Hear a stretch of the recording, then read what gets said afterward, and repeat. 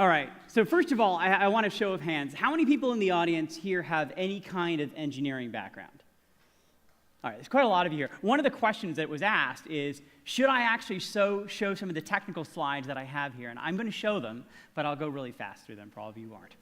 So when I thought about the future of gaming at Google, and I saw all the things that were going on here at Playtime, what I realized is that you are already seeing a lot of the future in these other talks. You're seeing the really cool stuff that we're doing around tooling. All of the great improvements we've made to Android Studio, the addition of the NDK, better performance tools for game developers, and that's obviously to continue. You're seeing the great stuff that we're doing with player analytics. And you're seeing all of the work that is being built on to give you more and more data to help you optimize your engagement. So when I was thinking about the future, I want to make sure, first of all, that we're covering all the other stuff that's in the fringe that you might not know about. So here's about me. I have been a developer for years, and I'm a gamer, and I like animating slides. So to reiterate here, we have 1 billion Android devices, and I just love this picture, so I'm putting it up. But more importantly, most of these devices are obviously phones and tablets. But the future of Android is not just phones and tablets. It is that device we have sitting upstairs. You had a chance to play with it. It is Android TV. And the idea being here is very simple. We create one platform and one distribution system, and we allow you to use the same middleware, the same storefront, pretty much all of the same technology that you're using today to build your games with a little bit of incremental work and bring it to a whole new ecosystem. So part of the future is saying, hey, let's leverage all of this work that you're doing to target these 1 billion users that we're talking about here on another platform. And of course, we're building a whole big ecosystem around here. And some of you may have seen this slide before, but there is just an amazing amount of stuff. Not only do you have TVs that have integrated, we've got these great over-the-top boxes and micro consoles. And if you haven't played with the NVIDIA box, it is awesome. And then we have these integrated service boxes that are just coming to people's houses from SFR, Bouygues, and LGU Plus in Korea. So it is a really cool thing. I wanted to do a little shout out here before I started talking about the rest of the future. All right, so basically, we have a couple of different groups at Google that are doing kind of neat stuff for game devs. Now, how many of you have actually heard of Fun Propulsion Labs, by a show of hands? All right, so it is a team at Google that is passionate about creating cool cross-platform game technologies. And basically, here's what they do, okay? They iterate. They build games, they release game components, tools, and all that source, and then they repeat. See, animations. So here's how they got started. They went and they created this really, really cool library called Liquid Fun. Now, how many of you have ever heard of Liquid Fun? By a show of hands. Okay, Liquid Fun is actually a really, really cool 2D particle simulation library. And they wanted it to be PEAS, portable, performant, and practical. And what do I mean when I say that? So when I mean about portable, it is basically everywhere. We have ported it ourselves to just about every platform out there. It is integrated into major game SDKs like Game Maker Studio and Corona SDK. It is available on Windows and the Mac. And it's performant because we're really smart about the way we deal with these thousands and thousands of particles. Basically, we look at the diameter of the particles. We put things into really cool data structures so that we can actually figure out, okay, if we're this particle, how many other places do we actually have to do calculations for these collisions, which is what's expensive when you build a particle simulation. And you might say, all right, just based upon the diameter, you'd actually be able to look at these particles, and then we do them in order. So by the time we get to particle 7, we're actually only really looking at particle 9. So that's how we make things fast. And it's practical. And and by practical is we built it on top of Box 2D. So it just literally slots in. If you're already using Box TV and you want to add really cool particle simulations that can flow around all of your existing Box 2D objects, you can just integrate this library in and boom, all of a sudden you've got water and cool liquid effects on top of it. So this gives you a whole bunch of additional options as game developers and designers. So I'm going to play a video now, which is from the game that we built. We actually built 2 games around this. And as you can see, these particle simulations can affect both themselves, but also they can affect the Box 2D object. So as our hero moves, he actually can be transported by these little fountains of water, and it's actually a part of the whole physics simulation of the game. And again, all the source code of that is all available. So that's one thing we're doing. That was our first game. The second thing was this thing called Pine-Noon, and this is when we really started to get into the groove of things. So we actually started to put together a whole bunch of technologies that all are available as pieces that you can integrate into your games. And the first piece of this that we integrated into the game, well, I'll show you the game first. That's probably the important thing. So if you haven't seen this, this is a cool pie flinging simulation done in sort of 3D. And it really was a chance for us to see, hey, how do these technologies actually work in a real game? Of course, we have play game services and other stuff. Let's continue on to talking about this. So what did we do? So first of all, we wanted to make sure the game was small. Making your game small is extremely important. As you know, we now support up to 100 megabyte APKs, yay. But even with that, you still want to make it small, because the smaller your game is, the more downloads it has. And WebP is actually pretty cool for making your game a very small package online. So a lot of people see this. It says web. They assume it's only for the web. But actually, all these libraries are available on mobile devices as well. And we actually show you how to do it inside of all the source code for Pine-Noon. All right. It supports lossy and lossless compression, with lossless alpha channel support in both cases. And it'll give you considerable size improvement over things like JPEG and PNG files. So again, making your game small is important. So how did we do this? We started off with Targa files, which of course were enormous. We then created lossless PNGs, and then we compressed those with WebP inside of our toolchain. So what did this actually look like in real terms? So our Targa files were obviously enormous. You'd never want to ship those on mobile. Our PNG files were really relatively small, but when we got down to WebP, that's what we're looking at. So you'd be shocked. We actually did some studies, and we found you'd be amazed how many developers are actually shipping PNGs for all of their assets. And the truth is, you might as well go with something like this. So here's actually what it looks like. You probably can't tell, based upon this projection, actually, the difference in quality. But these, believe it or not, that is the PNG, that is the WebP, this is another lossy WebP, and this is an onion. In this one, you can just start to see there's a little less detail. If you look really closely, there's a little fringe. Almost impossible to tell the difference. However, we wanted to look perfect, so we chose that one there. Almost no distinguishing differences at all. Of course, this doesn't get you off the hook from using GPU-optimized textures, because they're smaller, they take less fill rate. I'm not saying everyone should use WebP for everything, but if you're using PNGs to ship textures already, really think about using it instead. All right, let's talk a little bit about math. So the next thing we did is we needed to create a library for math. And actually, we were doing this independent of Pine-Noon, but Pine-Noon just gave us an opportunity to actually take advantage of it. A lot of people are like, God, we really want a cool math library for Android. And this is awesome because it can be used for physics or geometry, and it uses SIMD compiler intrinsics. And that's really important because using compiler intrinsics, we actually made it 5 times as fast when running on our Nexus devices, or actually when you're running on the desktop, it's just ludicrously fast. So it's streamlined, which means it doesn't contain that. The kitchen sink, yeah. And so it's not useful for doing things like protein folding or something like that. But it is really good for games. And we actually used it to calculate the arc, for example, of our pies as they get thrown. Parabolic pie paths, it's great. And it all begins with P. So let me talk a little bit about the next thing we built with something called flat buffers. Now, when we designed Voltaire, we actually ran into a huge problem, is that it took forever to load levels. And that's partially because the system that we were building was not optimized for games. I'm not even going to tell you what we used to build it, but trust me, it was amazing. So we wanted to make sure when we did our next game that we actually didn't have this problem. So we decided to look, first of all, at protocol buffers. And we thought, those are pretty cool, but they're kind of heavyweight still for games, and we thought we could do better. So we actually developed this technology called flat buffers. And I'm excited to say this has actually gotten a lot of play, even outside of games. There was a great post recently by Facebook where they're actually using flat buffers inside of their Android application, and they talk about how great it is. So what's great about this is it's really memory efficient, the code base is really small, and it's super flexible.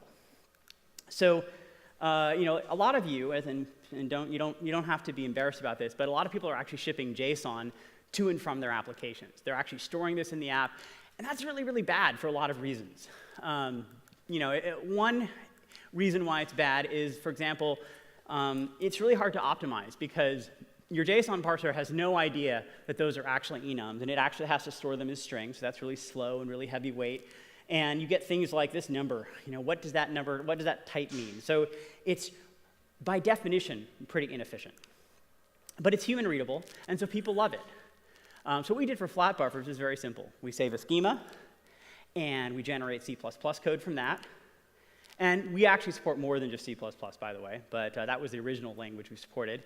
And then we then can take an object and turn it into a byte array, or vice versa. Pretty straightforward. So the best part is no JSON, except for the fact that people still like using JSON, so you can actually build that schema with JSON if you want to, if that's not confusing. So what's great about this is now you can take JSON, use it to define your schema, generate the CPP file, byte array, and everyone is happy. So, of course, this doesn't take away all of your other game loading stuff, but basically by comparison to JSON, it's like this. And if you're actually looking at network size, it's like 400 times faster than actually parsing the JSON. And if you're looking at network stuff, it's huge. So once again, anything we can do to make less network traffic, to make the game smaller, to make the game load faster, we know all of these things lead to better retention.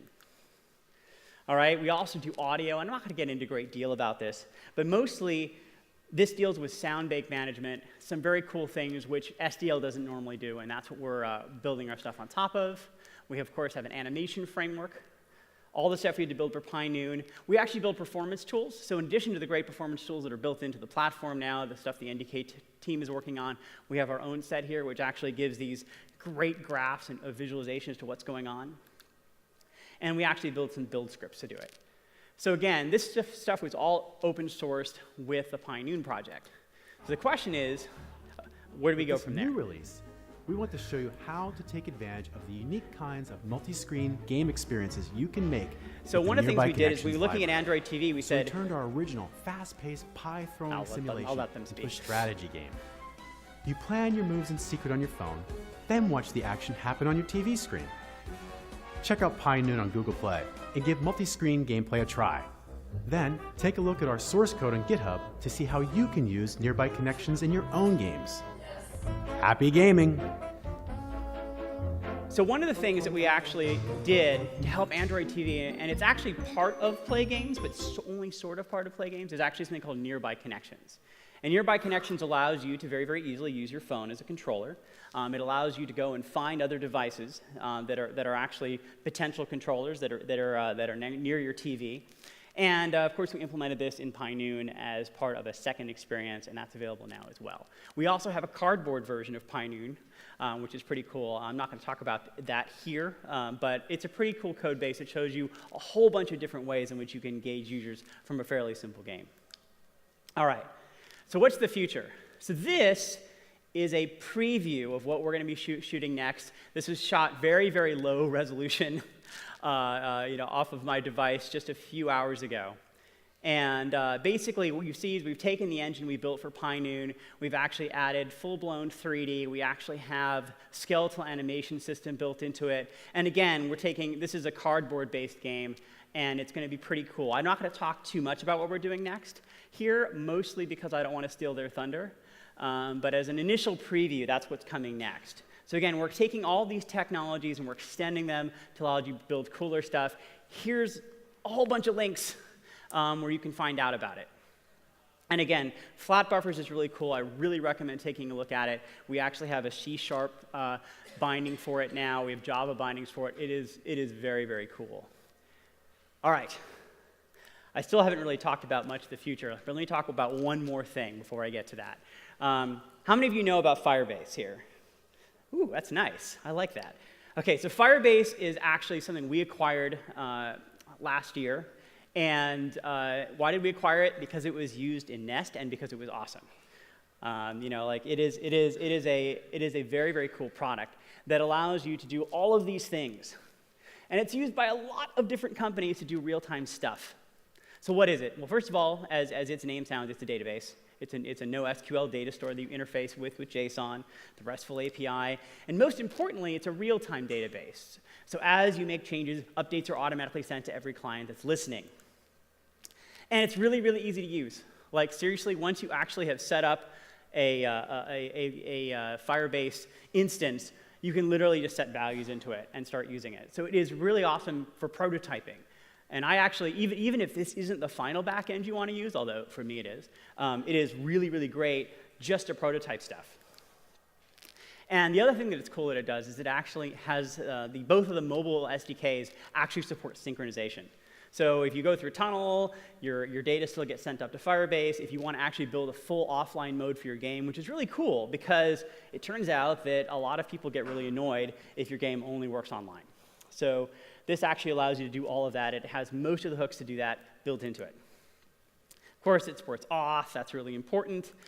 And it also has a security model that allows you to say, OK, I've got access to this part of Firebase, depending on how we auth. And it's in the cloud, as you'd expect from something that we're hosting. It's production grade.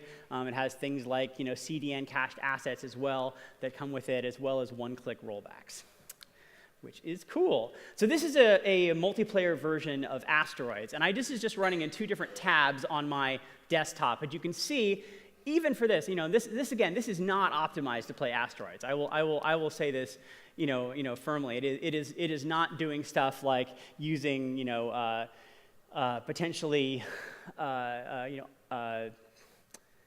lossy networking, lossy networking. But if you want to play with this, actually, if you just go to mmoasteroids.firebaseapp.com, everyone in this room can actually play together. It supports lots and lots of simultaneous players blowing themselves up. And you can actually look at the code and see how it was built. This was just built in an afternoon with Firebase. And it's pretty cool. All right, actually, I've got more than this. I'd like to say, because we haven't even gotten to the future yet, right? So let's talk a little bit about the future. So this is really, really cool. And when you guys have seen the cardboard stuff upstairs. But this video here was actually done by Volvo. And it was done in partnership with Google. And it really shows what it means to have a VR platform that has absolutely no limits in terms of how easy it is to get to people. So Volvo was actually able to give anyone a cardboard unit, get them into this experience with the XC90 right away. Anyway, and what's great about having an open spec like this, too, is that we literally have people that are building their own cardboard units out of whatever boxes they happen to have around. And of course, we're also making a specification. So we've actually updated our cardboard to Cardboard 2.0, which is more rugged. It has better optics, especially if you've seen the most recent ones. And it also uses the touch screen instead of using the magnet, which was a brilliant solution if you saw the original, which has better compatibility and reduced latency. Of course, you know about our partnership with Viewmaster. That's all been announced to bring cardboard to a whole new audience. So clearly, VR is a big part of the future of games at Google. But we're doing more than that, because you can't just build a spec for VR. You actually have to help build content. So I don't know how many of you saw this at Google I/O, but basically we partnered with GoPro to build this rig, and then more importantly, we build really, really cool software that takes that video that's recorded by that ring and turns it into true stereo VR video. And of course, once you've built that video, you need a place to host it. So of course, YouTube has built-in hosting for VR video with YouTube 360. And finally, if you're building apps, you need to have a place to find them. And it turns out that place is Google Play. So we have marketing and promotion for cardboard apps today. So once again, this is something that is really already happening, but it's just getting more and more exciting as we see more and more people jumping onto the bandwagon of VR. Now, the next thing we're doing, of course, is computer vision. How many of you got to play with the Tango demonstrations upstairs? Okay, and I know some people might be watching this and be like, what's going on upstairs? But it's really, really cool, because this is an exploration into the future of computer vision. And what's exciting to me is that we just recently made Project Tango development kits available in Denmark, Finland, France, Germany, Ireland, Italy, Norway, Sweden, Switzerland, and of course, here in the UK. So we finally have gotten these kits out to more of the rest of the world, which is awesome. It's basically a technology that gives devices a human-scale understanding of their surroundings. So there's 3 basic technologies that it combines. One is it has motion tracking in 6 degrees of freedom. It has depth perception, so that it can read the depths of its surrounding, which is important for mapping 3D spaces, and area learning. So this all combines to build a view of what it sees, detailed and accurate internal representation of its surroundings. And it can be used for things like indoor wayfinding and augmented reality, and also things like room capture and measurement. A lot of people are interested in using this to build content. And so what can you do with it? Well, this is one of those waves of innovation that may start with games, but it's going to go way beyond that. Imagine being able to scan in your furniture and view it in a possible new home, or home furnishing ads or sales that are linked to stuff like that, or being able to quickly preview flooring, tiling, and other jobs while doing things like generating estimates and bill of materials. All these kinds of things are possible even beyond the gaming applications of it, which means that obviously people are going to want to have this in their devices. Okay, one final thing I wanted to mention. I don't know how many of you have heard of Project Soli? Okay, well, I'll play this video here because this is pretty cool stuff. We actually talked about this at Google I/O, and I'm not going to say anything more other than to play the video. My name is Ivan Pubarev, and I work for Advanced Technology and Projects Group at Google. The hand is the ultimate input device. It's extremely precise, it's extremely fast, and it's very natural for us to use it, right? Capturing the possibilities of human hand was one of my passions. How can we take this incredible capability, finesse of human actions, and finesse of using our hand, but apply it to the virtual world? We use radio frequency spectrum, which is radars, to track human hand. The radars has been used for many different things, to track cars, big objects, satellites, and planes. We're using them to track micro motions, twitches of human hands, and then use that to interact with wearables and Internet of Things and other computing devices. Our team is focused on taking radar hardware and turning it into a gesture sensor. Radar is a technology which transmits a radio wave towards a target, and then the receiver of the radar intercepts the reflected energy from that target.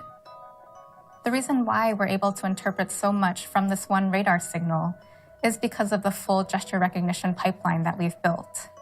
The various stages of this pipeline are designed to extract specific gesture information from this one radar signal that we receive at a high frame rate. From these strange foreign range Doppler signals, we're actually interpreting human intent. Radar has some unique properties when compared to cameras, for example. It has very high positional accuracy, which means that you can sense the tiniest motions. We arrived at this idea of virtual tools because we recognized that there's certain archetypes of controls, like a volume knob or a physical slider, a volume slider. Imagine a button between your thumb and your index finger, and the button's not there, but pressing this is a very clear action, and there's a natural physical haptic feedback that occurs as you perform that action. The hand can both embody that virtual tool, and it can also be acting on that virtual tool at the same time. So if we can recognize that action, we have an interesting direction for interacting with technology. So when we started this project, me and my team, we looked at the project idea and we thought, are we going to make it or not? We don't know, but we have to do it. Because unless you do it, you don't know. And what I think I'm most proud of about our project is we have pushed the processing power of the electronics itself further out to do the sensing part for us. The radar has properties which no other technology has. It can work through materials, can embed it into the objects. It allows to track really precise motions. And what is most exciting about it is that you can shrink the entire radar and put in a tiny chip.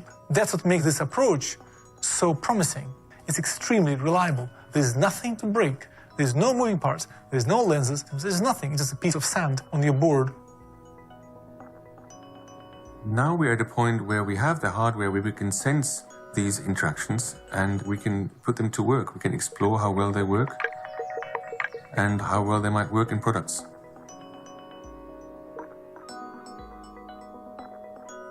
Blows your mind usually when you see things people do. And that's what I'm really looking forward to. I'm really looking forward to releasing this to development community, and I really want them to be excited and motivated to do something cool with it, right?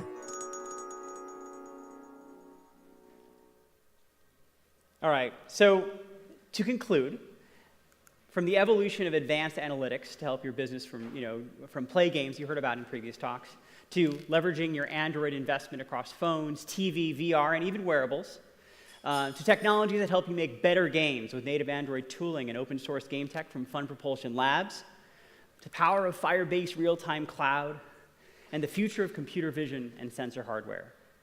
So Google's future and your future have definitely got game. And now, really, thank you.